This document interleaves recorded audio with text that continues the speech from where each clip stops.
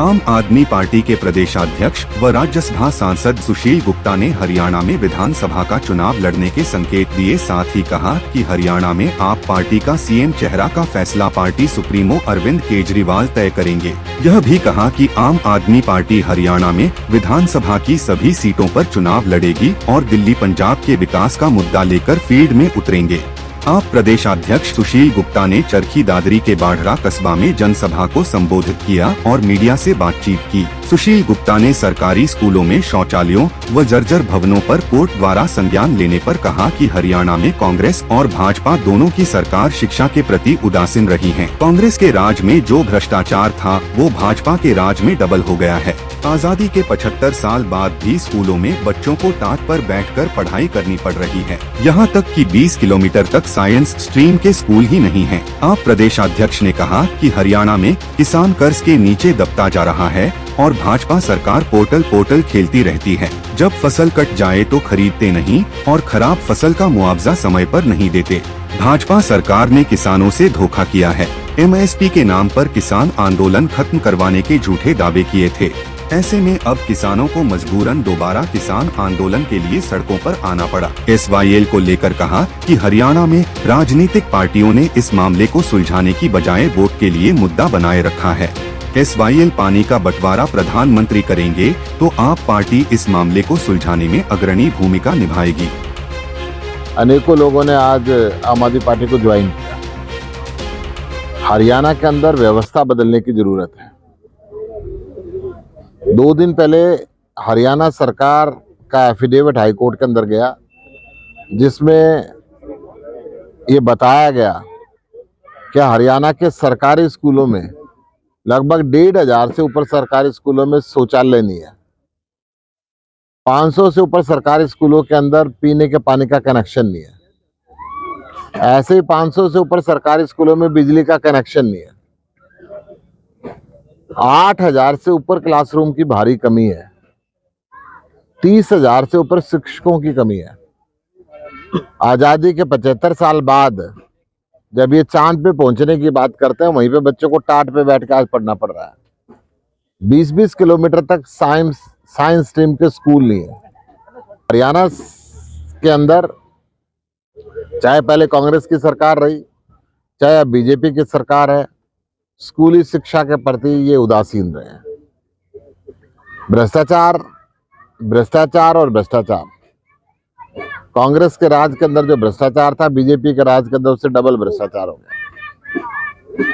सरकार पोर्टल खेलती रहती है, किसानों की फसल भीगती रहती है, खेत के अंदर भीग जाती है, मंडी के अंदर कट के जाती है तो पोर्टल पे ना चढ़ने के कारण भीग जाती है।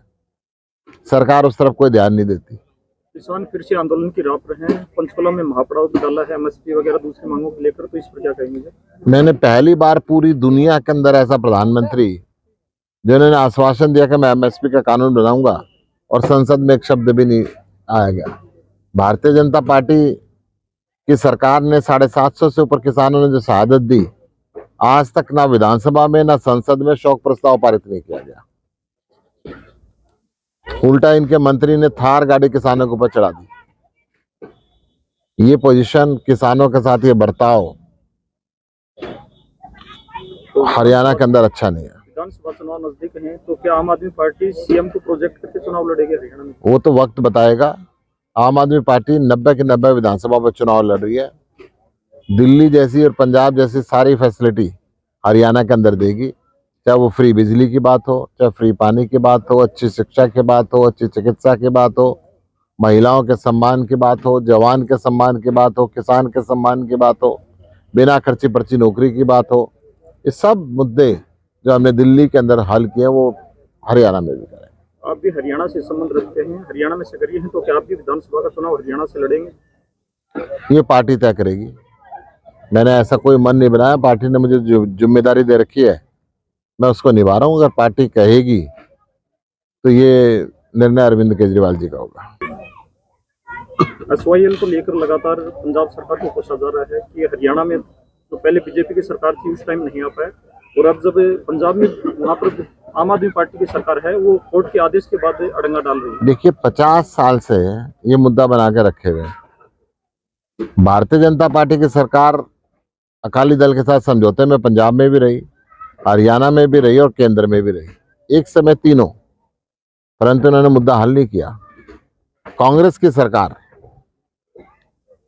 पंजाब में भी रही, हरियाणा में भी रही और केंद्र में भी रही, परंतु उन्होंने मुद्दा हल नहीं किया, क्योंकि ये मुद्दा हल करना ही नहीं चाहते। ये इसको वोट का सवाल बनाना चाहते हैं बस। इनके नेता पंजाब में कुछ और भाषा बोलते हैं, हरियाणा के अंदर कुछ और भाषा बोलते हैं।